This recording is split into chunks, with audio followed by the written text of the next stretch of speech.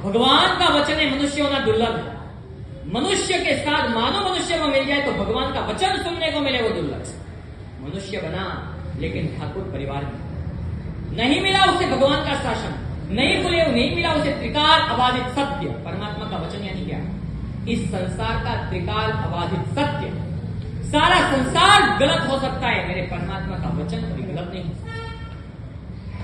परमात्मा का वचन दुर्लभ, और परमात्मा का वचन भी सुनने को मिले तो उसके ऊपर श्रद्धा बहुत। दीक्षा कब ले?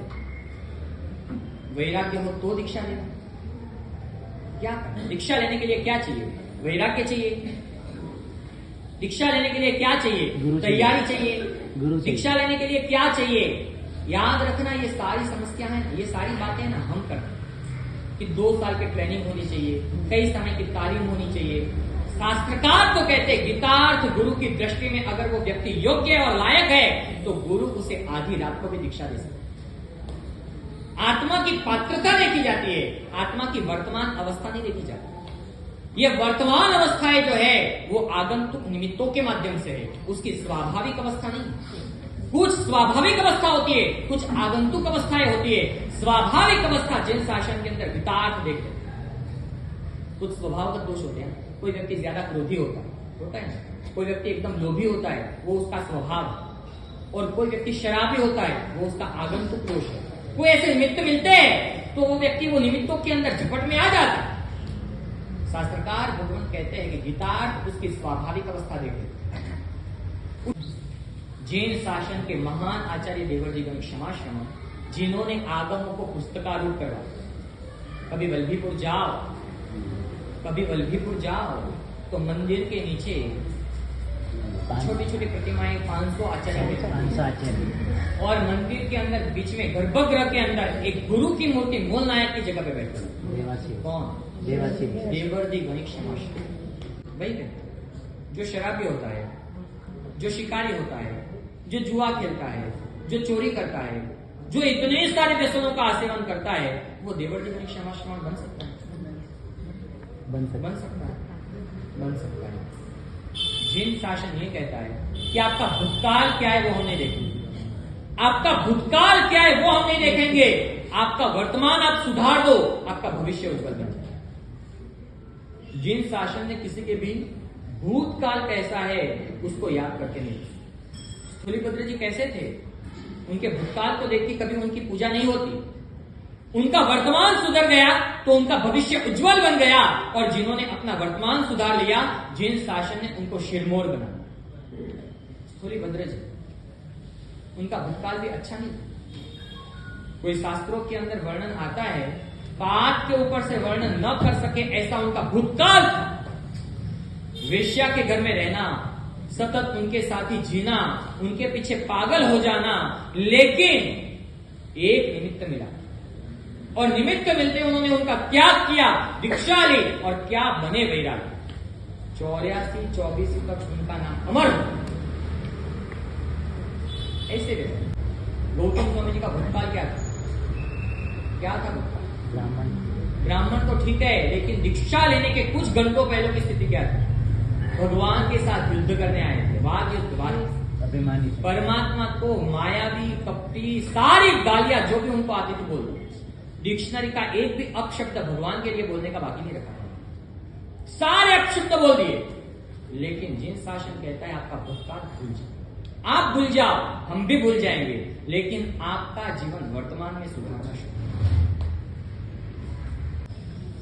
देवर्षि गण क्षमाश्रम को पता चला कि एक पूर्वधर बने, वो 14 पूर्व में से पूर्वधर स्वयं बने, पूर्वधर महर्षि बने, और वो देवर्षि गण क्षमाश्रम को पता चला कि धीरे धीरे दुष्काल आ रहे हैं, दुष्काल के बाद अंतर विग्रह आ रहे हैं। ये सारी समस्याओं के अंदर जिन शासन का श्रुतज्ञ स्थिर नहीं ले पाएगा।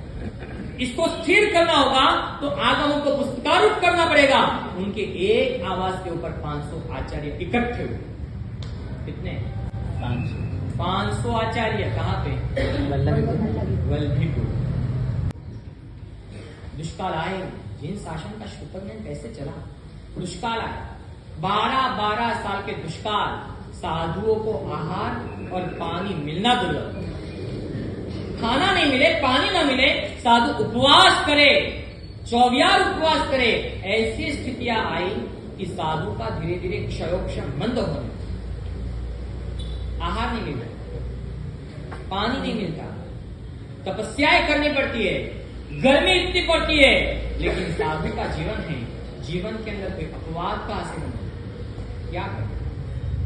12 साल बीत गए। 12 साल के बाद थोड़ा सा सुखार आया। जैसे ही थोड़ा सुखार आने लगा, आचार्य भगवंतों ने सारे साधुओं को इकट्ठे किए और जिसको जो याद था उनको सुनाना शुरू किया। श्रुत ज्ञान मुखपाठ रखा जाता है। मुखपाठ जो उत्तराखंड सूत्र में ना गाथाएं आएगी, उसमें सबसे पहले पंक्ति आएगी, क्या आएगी? स्वयं में अवसम तेन भगवया एवं। हे शिष्य, मैंने भगवान के पास ऐसा सुना था। इसका मतलब क्या? मैंने कोई जगह पढ़ा नहीं है, मैंने कोई जगह देखा नहीं है, मैंने किसी के पास कहा हुआ तेरे को बताया नहीं है, मैंने भगवान के पास ऐसा सुना था। आगम गुरु शिष्य को सुनाते, शिष्य उनके शिष्य को सुनाते। ऐसे 2 महावाचना सुनाते सुनाते चलने वाली जो वाचना यहाँ पे भी हुई, एक मंदसौर में, एक उज्जैन। सालों सालों तक वाचना चलती है। लास्ट वाचना हुई, देवर्षि गण क्षमा श्रवण को पता चला कि अब धीरे धीरे क्षयोक्षम और मंद होगा। 21,000 साल तक ये श्रुत ज्ञान चलेगा कैसे? शासन का प्रारंभ, शासन का श्रुत ज्ञान जब से शुरू होता है तब से शासन की शुरुआत होती है। श्रुतोपासना का प्रारंभ होगा, तैयार हो जा। हर व्यक्ति, हर घर के अंदर ऐसा होना चाहिए कि मुझे इस बार श्रुतोपासना का तप करना। आपने बाह्य तप बहुत किए, आइंबिल किए, एकाश ने किए, उपवास किए, व्यास ने किए, सब कुछ किया, लेकिन स्वाध्याय किया? स्वाध्याय की कब है? आपको बिना कुछ करवाए भी तपस्वी बनाना है, कुछ भी किए बिना तपस्वी बनाना है, और वो है स्वाध्याय। बड़ा कठिन है। ध्यान रखना, जिस व्यक्ति ने श्रुतोपासना का तप किया, शास्त्रकार भगवान कहते हैं कि स्वाध्याय कितना महान तप है, कितना ज्ञानी श्वासोच्छ्वास में आता है, करे कर्मनो छे पूर्व करोड़ वर्षा लगे, अज्ञानी करे करोड़ों पूर्व वर्ष तक। अज्ञानी आत्मा तप करके जितना कर्म खपाता है, श्रुत ज्ञान के द्वारा एक ज्ञानी व्यक्ति खाली एक श्वासोच्छ्वास लेने और छोड़ने में कितने कर्म खपाते, उतने कर्म। जो लाभ उपवास से नहीं है, जो एंबिल से नहीं है, जो लाभ विकासने और व्यासने में नहीं है, वो लाभ इस श्रुतोपासना में आपको है। अगर आप पढ़ोगे तो ये श्रुत ज्ञान आगे चलेगा, आप छोड़ोगे तो ये श्रुत ज्ञान यहां रुक जाए।